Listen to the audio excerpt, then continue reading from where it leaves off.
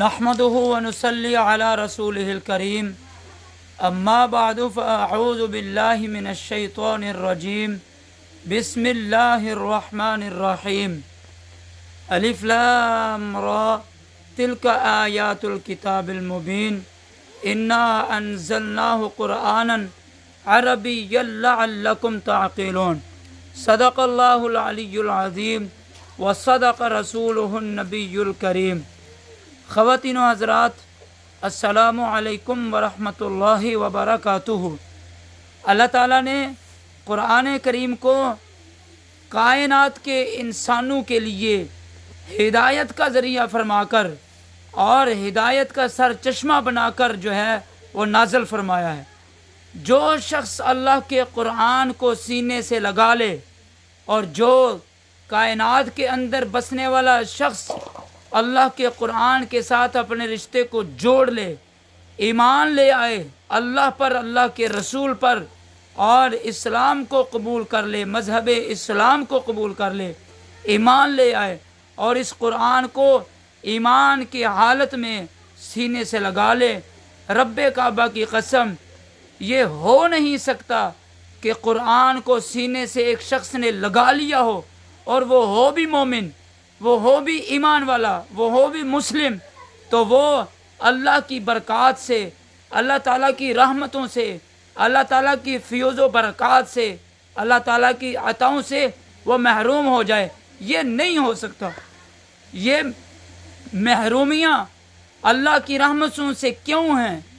یہ برکتوں سے محرومیاں کیوں ہیں؟ اس لیے ہیں کہ آج ہم نے اللہ کے قرآن کو چھوڑ دیا ہے۔ آج ہم اللہ کے قرآن سے بالکل جو ہے وہ ٹوٹ چکے ہیں۔ اسی لیے فرمایا شاعر نے، شاعر مشرق علامہ اقبال رحمۃ اللہ تعالی علیہ نے یہ شعر میں سمجھایا انسانیت کو، امت مسلمہ کو، کہ وہ معزز تھے زمانے میں، مسلمان ہو کر ہم خوار ہوئے تارک قرآن ہو کر۔ انہوں نے قرآن کو سینے سے لگایا، قرآنی تعلیمات پر عمل کیا اور قرآن کو جو ہے انہوں نے جو ہے سینوں کے اندر سجایا اور قرآن کے ساتھ انہوں نے عشق کیا، قرآن سے انہوں نے محبت کی، قرآن سے انہوں نے پیار کیا۔ اس لیے وہ ساری دنیا پر جو ہے حکومت کرنے لگ گئے۔ وہ حضرات رسول اللہ صلی اللہ تعالی علیہ وسلم نے جو جماعت تیار فرمائی صحابہ اکرام رضوان اللہ تعالی علیہ اجمعین کی، خلفائے راشدین، عشرہ مبشرہ اور جمیع صحابہ اکرام اور حضور کا اہل بیت، جتنے بھی حضور کے ساتھ لوگ منسلک تھے اور وہ حضور پر ایمان لے آئے، انہوں نے قرآن سے عشق کیا، حضور سے عشق کیا، حضور کی غلامی کو اختیار کیا اور قرآن کی اتباع کی۔ خدا کی قسم ان کو اللہ رب العزت نے ایسا چمکایا کہ ستاروں کی روشنی بھی ان کی چمک کے سامنے جو ہے ماند پڑ جاتی ہے۔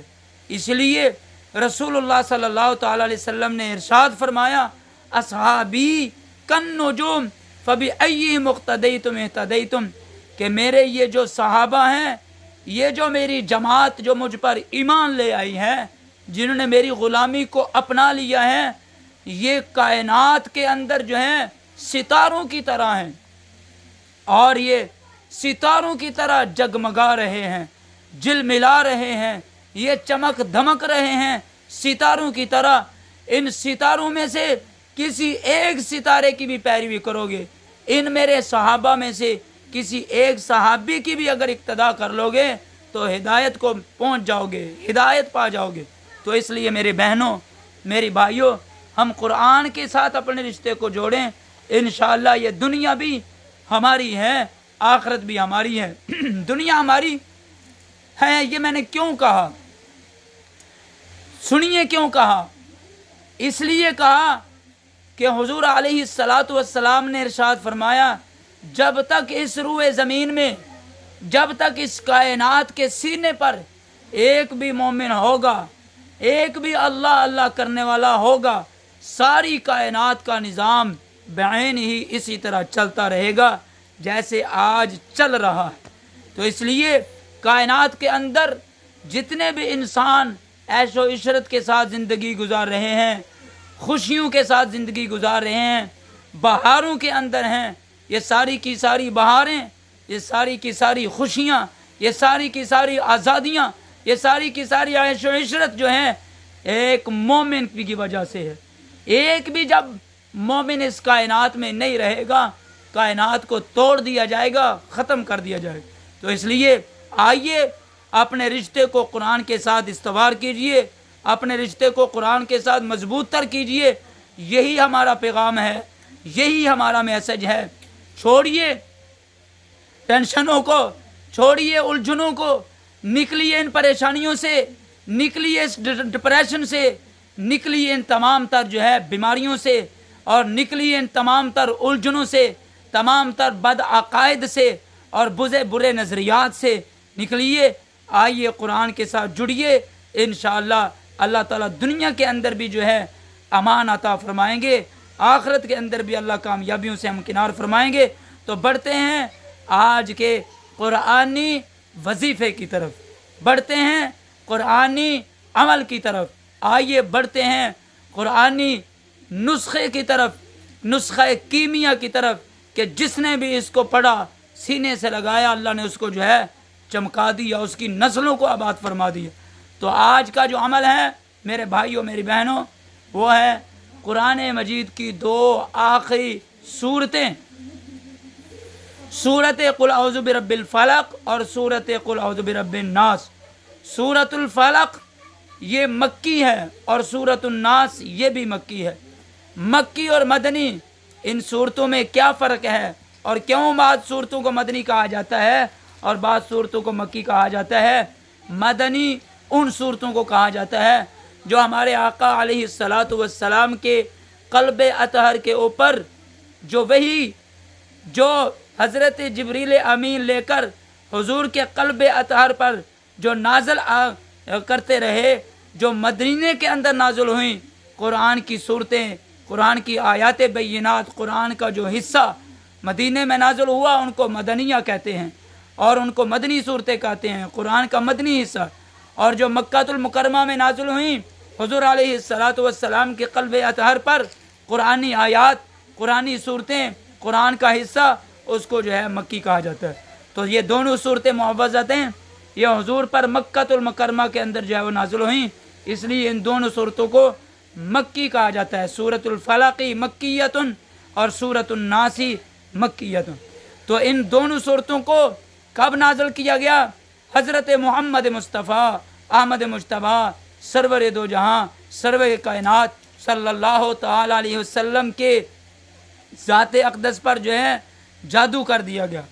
ایک یہودی عورت نے جو ہے حضور اکرم صلی اللہ تعالی علیہ وسلم پر جو ہے وہ جادو کر دیا، اور جادو جب ہوا تو حضور جو ہے دن بہ دن جو ہے بیماری کی وجہ سے جو ہے حضور جو ہے وہ بیماری جو ہے وہ بڑھنے لگی، اور پریشانی میں حضور جو ہے دن بہ دن جو ہے پریشانی حضور پر جو ہے وہ بڑھنے لگی۔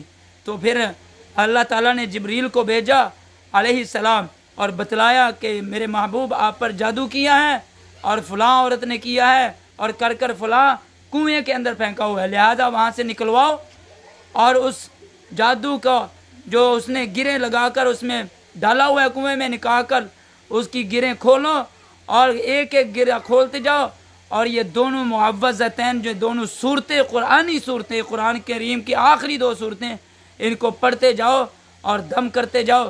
لہذا ایسا ہی کیا، چنانچہ ایسا ہی کیا گیا، جو جادو نکلوایا گیا کنویں سے، اور پھر حضور جو ہے گریں کھولتے جاتے اور دم کرتے جاتے۔ جب ساری گریں کھل گئیں حضور کی طبیعت بھی جو ہے وہ بالکل کھل گئی، اور حضور حشاش بشاش ہوئے۔ تو اس لیے یہ سورت، دونوں صورتیں جادو کے لیے، خاص جادو کے لیے جو ہے وہ اللہ تعالیٰ نے نازل فرمائی، جادو کے توڑ کے لیے، جادو کے علاج کے لیے، بندش کے علاج کے لیے۔ اب میرے بھائیوں ان دونوں صورتوں کو آپ پابندی کے ساتھ پڑھیے، ہر نماز کے بعد 11 مرتبہ پڑھیے، اور 3 مرتبہ اول آخر درود ابراہیمی پڑھیے، اور 11 مرتبہ ہر نماز کے بعد ان دونوں صورتوں کو پڑھیے۔ انشاءاللہ اللہ تعالیٰ جادو کا بھی توڑ فرما دیں گے۔ اگر وہ جادو کاروبار پر ہوا ہے، کاروبار کی بندش کر دی گئی ہے، اللہ تعالیٰ ان دونوں صورتوں کی برکت سے کاروبار کو بھی چلا دیں گے۔ اگر صحت پر ہوا ہے، صحت کا بھی اللہ تعالیٰ صحت کو بھی بحال فرمائیں گے اور جادو کا توڑ فرمائیں گے۔ لہذا پابندی کے ساتھ ان دونوں معوذتین کو، دونوں صورتوں کو پڑھیے اور تسلسل کے ساتھ پڑھیے، اس کو حرز جاں بنائیے۔ انشاءاللہ ان دونوں معوذتین کی وجہ سے کسی عامل کے پاس آپ کو جانے کی ضرورت نہیں پڑے گی، کسی عامل کو کال کرنے کی ضرورت نہیں پڑے گی، اور کسی جو ہے جاہل پیر کی جو ہے آپ کو پیروی نہیں کرنی پڑے گی، اور کسی جاہل پیر کے پاؤں نہیں پکڑنے پڑیں گے، اور کسی جاہل کے جو ہے وہ ٹونے ان پر عمل نہیں کرنا پڑے گا، ذلت خواری نہیں اٹھانی پڑے گی۔ گھر بیٹھ کر عزت کے ساتھ اس عمل کو پابندی کے ساتھ ہر نماز کے بعد 11 مرتبہ پڑھیے۔ انشاءاللہ تعالی اللہ تعالیٰ آپ کو ضرور جو ہے ہر مقصد کے اندر کامیابی عطا فرمائے گا، ہر قسم کے جادو کا توڑ ہو جائے گا، ہر قسم کی بندش ختم ہو جائے گی۔ اللہ تعالیٰ سے دعا ہے اللہ تعالیٰ ہمارے اس کاوش کو جو ہم آپ کے لیے کر رہے ہیں کہ جو دین کا جو اصلی چہرہ ہے، جو نقشہ ہے، ہم کوشش کر رہے ہیں کہ ہم وہ آپ کے سامنے پیش کریں۔ اللہ تعالیٰ سے دعا ہے اللہ ہماری اس کاوش کو اپنی بارگاہ میں قبول فرمائے۔ ہمارے اس چینل کو جو مولانا عمران قرآنی وظائف آفیشیل کے نام سے منسوب ہے، اس کو جو ہے سبسکرائب بھی کیجئے اور لائک بھی کیجئے، آگے شیئر بھی کیجئے۔ اللہ تعالیٰ ہم سب کا حامی و ناصر ہو۔ وآخر دعوانا ان الحمدللہ رب العالمین۔